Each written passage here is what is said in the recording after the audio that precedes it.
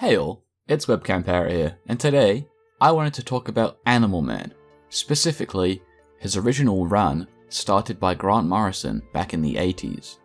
Similar in tone to Alan Moore's revival of Swamp Thing that was only a few years prior, the story of Animal Man would take the relatively innocuous character of Buddy Baker, a hero with the power to gain the attributes of nearby animals, and throw a series of otherworldly problems at him, adding a large number of metafictional, surreal, and cosmic elements to the character.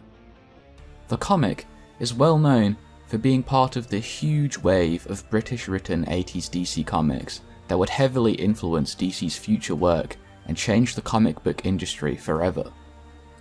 It was also the first comic we would see Grant Morrison write for DC. Other writers would pick up the story later, but it was Grant Morrison who set the tone and early ideals that later writers would follow. First, I'm going to go over Buddy's more conventional animal-based powers, but later we'll get to Animal Man's weirder powers over comic book panels and even divinity, which are super strange and interesting, so stick around for those. Buddy's most basic and most used power is the ability to take and use the attributes of different animals. Things like the strength of a gorilla or the speed of a tiger are seen commonly, but even less obvious powers have been taken, like the flight of a bird or the agility of a cat. In one issue, he used the electrical discharge of an electric eel and was able to create and spray the neurotoxin of a fire salamander. He burrowed like a worm and even regrew an entire arm using the regenerative properties of a worm. Here, you can see Buddy camouflaging like a chameleon, and was even able to use the properties of bacteria to clone himself hundreds of times over. Sea life is within Animal Man's skill set to not only breathe underwater like a fish, but also copying the shockwave creating powers of a pistol shrimp. Buddy also stole the time dilation of a fly, vastly increasing his reaction speed and giving him more time to react to various stimuli, and could even combine different attributes of animals, like when he combined the toughness of a rhino with the toughness of a stegosaurus. That's right, I said stegosaurus. That's because Buddy was eventually able to draw animal attributes from the morphogenic field directly, allowing him to use the abilities of any animal throughout history, also bypassing the need for animals to be nearby. This is as a result of Buddy's unique connection to the morphogenic field and the red, a force that flows through all life, connecting everything. This ability isn't limited to animals either. He was able to take and utilize Bwana Beast's mind hacks and his ability to combine different animals together, which he used to mix the body's internal polymorphs and macrophages, creating a supercell to fight off a virulent disease. But he doesn't just take the attributes of animals though, he can also control them, like when he was able to command an entire troop of bears or calm down a pack of rats. This apparently works on humans too, as he tried to calm down Maxine with it. Possibly his most ominous power, however, is his ability to tap into the dark sun at the heart of creation, the absence of animal essence, to bring direct death to his enemies, which we would find out later was the power of Antagon, who I will talk more about later. What Animal Man is really known for is his metafictional abilities, however, as he seems to have this strange power to interact with comic book panels themselves. He used this ability to completely erase an evil Superman right down to the Overvoid. The Overvoid is one of the most fundamental and extreme parts of the DC cosmology. It's the page upon which nearly everything is written. Infinite creations exist here. We're talking about a place even beings like Darkseid have never seen.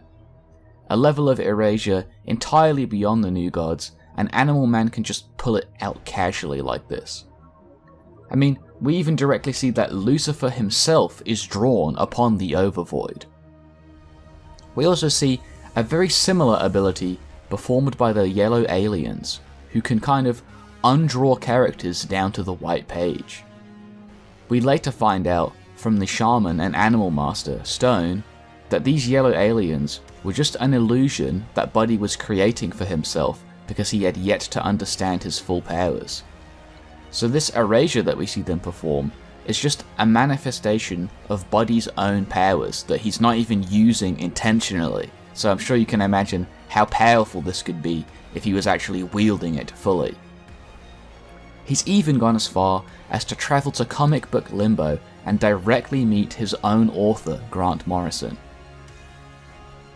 Everything I just mentioned is something performed by a weak, inexperienced Buddy Baker, and his powers would only grow from here on after he was taught by Stone. In order to explain these powers, it's necessary for me to now also explain Antagon, also called the Dark Side of God. Antagon is the whirlwind upon creation, a threat that even Superman cannot handle. Said to be the first man, Antagon was present at the birth of creation. He desires the destruction of all things. A cosmic vampire whose mere presence causes the rules of space and time themselves to bend and Hold on a second. Who put that there? Take that down. Save that for another video, come on. Like I was saying, a cosmic vampire whose mere presence was bending and breaking space and time. If Antagon had succeeded, all of creation would have been sucked into the void and utterly annihilated. Even his casual attacks are said to come from the extremes of God's self-contradiction, which I suppose makes sense given that he is the dark side of God. Animal Man would have to be taught to truly master his powers in order to take on this threat, becoming one with the morphogenic field, a place beyond place older than Antagon and creation itself. Buddy, in combination with several other animal masters, would defeat him using the power of imagination to recreate the source and everything below it. This would leave Antagon trapped, but still alive, as Antagon, being an incarnation of destruction, could never truly be destroyed, as destruction is a thing of his own nature.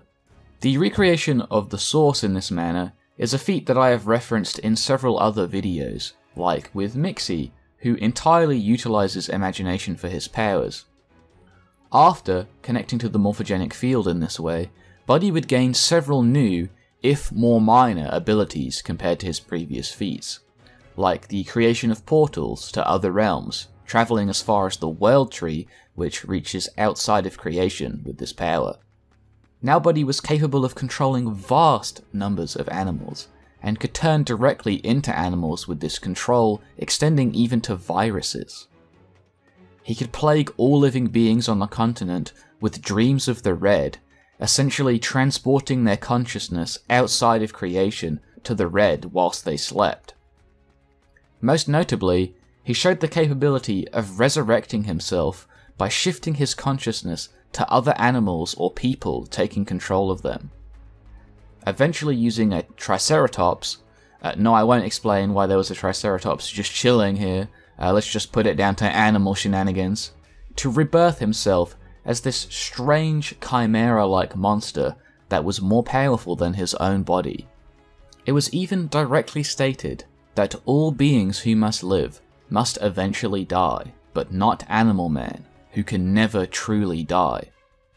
Each one of these pseudo-deaths that Buddy experiences actually only manages to make him more powerful, bringing him closer and closer to the source of shamanistic power.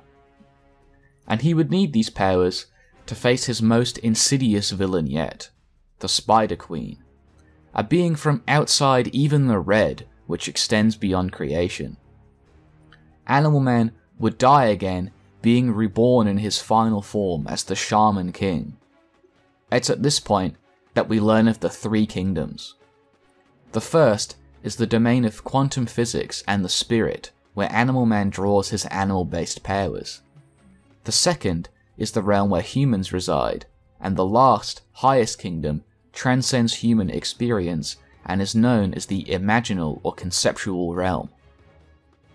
This is where Animal Man draws his shamanistic powers from. In this new form, he could heal others or appeal the laws of science by transporting them or himself into the imaginal realms where the normal rules of nature don't apply. The Spider Queen was born an incomprehensible idea, created in a non-place of darkness beyond even the Three Kingdoms. It was literally referred to as a meme in this comic, by the way, a meme being the same to ideas as a gene is to an organism.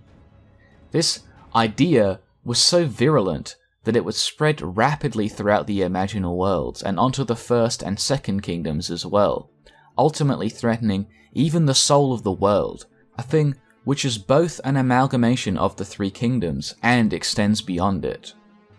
This is an absolutely crazy degree of scaling when you consider that all of creation, the source, was recreated by imagination, which is itself contained and accessed through the morphogenic field, which itself is transcended by the Third Kingdom, which is again surpassed by the soul of the world that the Spider Queen was corrupting. Even after the Spider Queen had spun a web all across time and completely removed Animal Man's identity, his ego, it wasn't enough, as Animal Man would take the soul of the world unto himself and wear the body of God, easily defeating the Spider Queen by consuming her and purifying the soul of the world. Pretty crazy to think that what essentially started as a guy who could use animal powers is now directly using the power of God and throwing around feats that would make Lucifer blush. So to recap, this essentially war-level character can directly interact with the comic book panel he's drawn on, erase his opponents down to the white page, exist beyond death itself, can harness the power of imagination to recreate reality, and can even directly achieve godhood at any time to access the Presence's power. Pretty hard to top that, I would say. Just as a little addendum here, I'd like to bring up some more modern comics where Buddy performs more of his common feats. Like for instance, showing the ability to take the attributes from alien animals, including the speed of a sun eater, which he used to travel outside of creation. He managed to survive a potent alien neurotoxin with his powers, and channeled the strength of a Cetoriodactyla, an alien species that hunts at the edge of black holes. Fighting skills were also shown as an attribute that he could take, as well as on one very strange occasion when he was able to take Superman's powers. As you can see, Animal Man is a character with a wide variety of different appearances, and has tremendous potential for power, despite seeming relatively mundane on the surface. If any of you out there haven't read Animal Man, I do recommend at least reading the 27 or so issues written by Grant Morrison, as they are a trend-setting classic of the modern comic book era and helped to redefine comics into what we see today. It also had this strange otherworldly feel that is hard to find outside comics specifically written by Grant Morrison, like the Doom Patrol.